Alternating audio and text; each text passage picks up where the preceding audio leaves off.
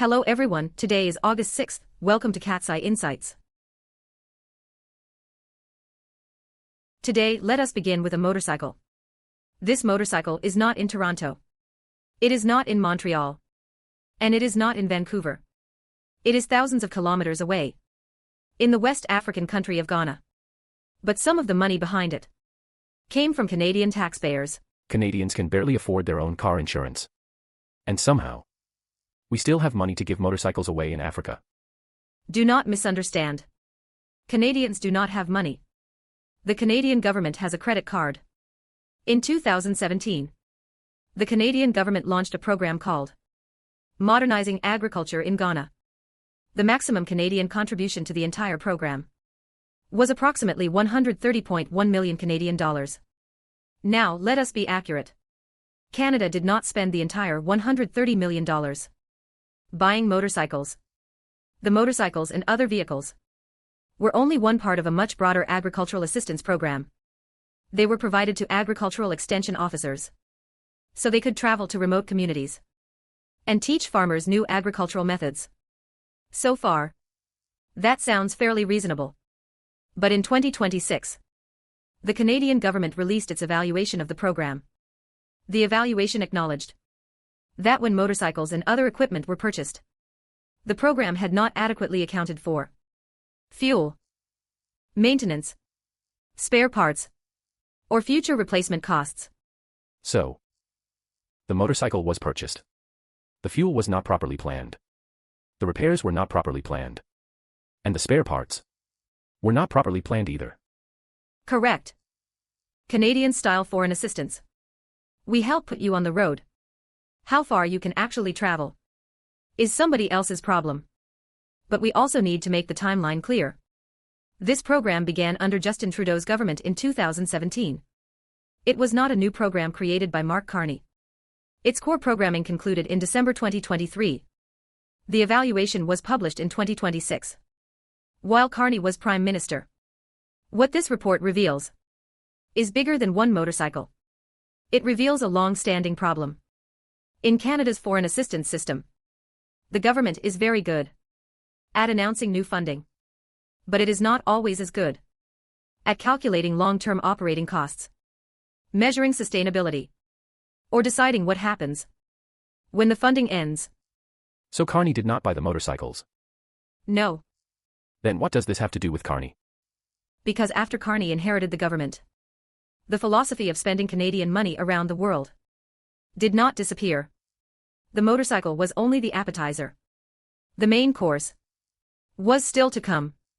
In its 2026 Spring Economic Update, the Carney government proposed $3 billion over 5 years for Global Affairs Canada to continue providing climate-related support to developing countries. Another $167.9 million was proposed for Environment and Climate Change Canada to support related international initiatives. The government also proposed $2 billion in paid-in capital for FinDev Canada, along with an expanded concessional finance facility. These measures are not all financially identical. Some are direct program expenditures, some are capital investments, and some are financing tools.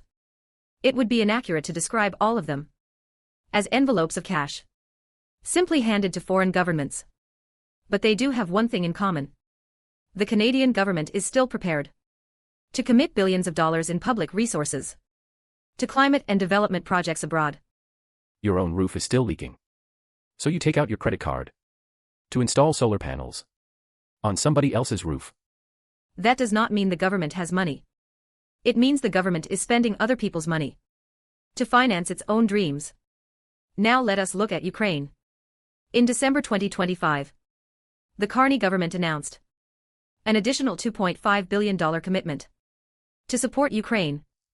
The Canadian government says that since Russia's full-scale invasion began, Canada has committed more than $25 billion in military, financial, humanitarian, development, and reconstruction assistance. Once again, we need to be precise. That total spans both the Trudeau and Carney governments. It includes military assistance, direct financial support, loans, humanitarian assistance, and other forms of support. It should not all be described as cash given away without repayment. But Canadian taxpayers still have the right to ask.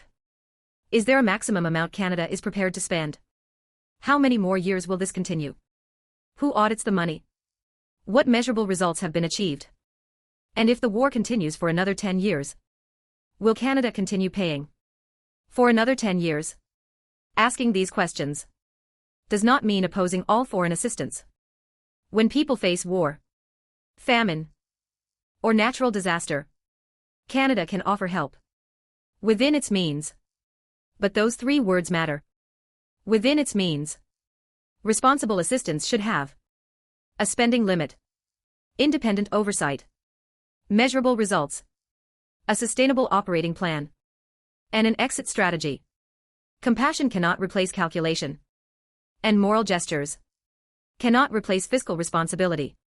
Now let us turn the camera back toward Canada. Someone walks into a supermarket, picks up a carton of eggs, looks at the price, and quietly puts it back. Someone receives a paycheck, pays the rent, pays the utilities, and only then decides what the family can afford to eat. Someone is still waiting for a family doctor. Someone else spends an entire night in an emergency room.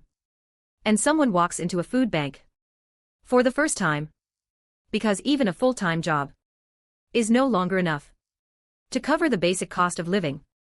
Canadians are not simply asking, why should we help other people? They are asking, why is the government so decisive, so confident, and so generous when announcing billions of dollars abroad? But when Canadians ask about housing, healthcare, and the cost of living, the answer is another consultation, another study, and another report. More importantly, this money does not come from the personal bank accounts of government ministers. Canada's federal deficit for the 2025 to 26 fiscal year is projected at $66.9 billion. The Parliamentary Budget Officer also estimates that federal public debt charges per person will rise from $1,409 in 2026 to 27 to $1,901 in 2030 to 31. And remember, that is not repayment of the principal. That is only the interest. The politicians sign the checks today. The taxpayers pay the interest tomorrow.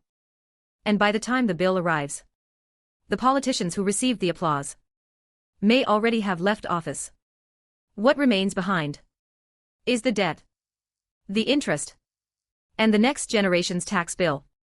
So the question has never been whether Canada should help the world. The real question is this: when a government cannot balance its own finances and cannot adequately address the pressures facing its own people, how can it justify borrowing more money to perform generosity on the world stage? What the government scatters abroad is not only today's tax revenue, it is tomorrow's debt, and the day after tomorrow's interest. What do you call that in Chinese? De sha bi. Literally, it means scattering money everywhere. As for what else it sounds like in Chinese, that is simply the beauty of the language. This cat accepts no responsibility. Assistance may be justified. Oversight is essential. Limits are essential. An exit strategy is essential. Generosity should not be performed with borrowed money. We are Blackie and Meow. See you next time.